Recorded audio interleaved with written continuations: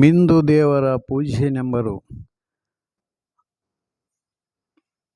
ಮೀಯದೆ ಮೊಸಳೆ ಮೀಯದೆ ಮೀನು, ತಾಮಿಂದು ತನ್ನ ಮನಮೀಯದ ನಕ್ಕರ, ತಾಮಿಂದು ತನ್ನ ಮನಮೀಯದ ನಕ್ಕರ, ಮೆಚ್ಚುವನೆ ಗುಹೇಶ್ವರ. ಇಲ್ಲಿ ಏನು ಹೇಳ್ತಾರೆ ಅಂದ್ರೆ, ಭಾಳ ಜನ ಏನದಂದ್ರೆ ಹಸಿ ಬಟ್ಟೆ ಅಥವಾ ನೀರಾಗ ಮುಳುಗಿ ಏನದಂದ್ರೆ ಏನದಂದ್ರೆ ಪೂಜೆ ಮಾಡಬೇಕು ಅಂತ ಹೇಳ್ತಾರೆ. ಅದು ಯಾವಾಗಲೂ ಮೀನಾಗಲಿ ಮೊಸಳೆ ಆಗಲಿ ನೀರಾಗೆ ಇರ್ತಾವೆ, ಅದು ಏನು ಉಪಯೋಗ ಇಲ್ಲ. ಇಲ್ಲಿ ಏನು ಮುಖ್ಯವಾಗಿ ಏನು ಹೇಳ್ತಾರೆ ಅಂದ್ರೆ, ತಾಮಿಂದು ತನ್ನ ಮನಮೀಯದ ನಕ್ಕರ.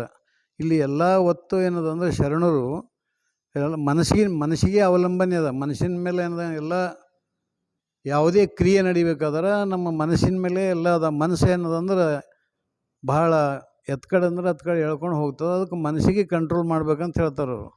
ಮುಖ್ಯವಾಗಿ ನಮ್ಮ ಮನಸ್ಸು ಸರಿಯಾಗಿರ್ಬೇಕು.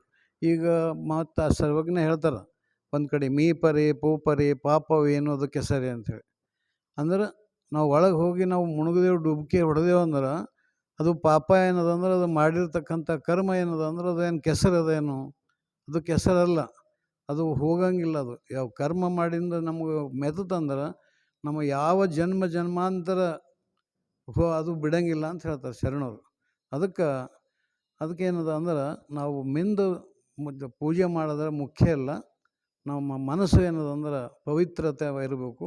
ನಮ್ಮ ಮನಸ್ಸು ಏನದಂದ್ರೆ ಒಳ್ಳೆಯ ರೀತಿಯಿಂದ ನಾವು ಇದು ಮಾಡ್ಕೋಬೇಕಂಥೇಳಿ ಹೇಳಿ ನನ್ನ ಎರಡು ಮಾತುಗಳನ್ನು ಮುಗಿಸುತ್ತೇನೆ. ಕೇಳಿದ್ದಕ್ಕೆ ಧನ್ಯವಾದ. ಶರಣಾರ್ಥಿ.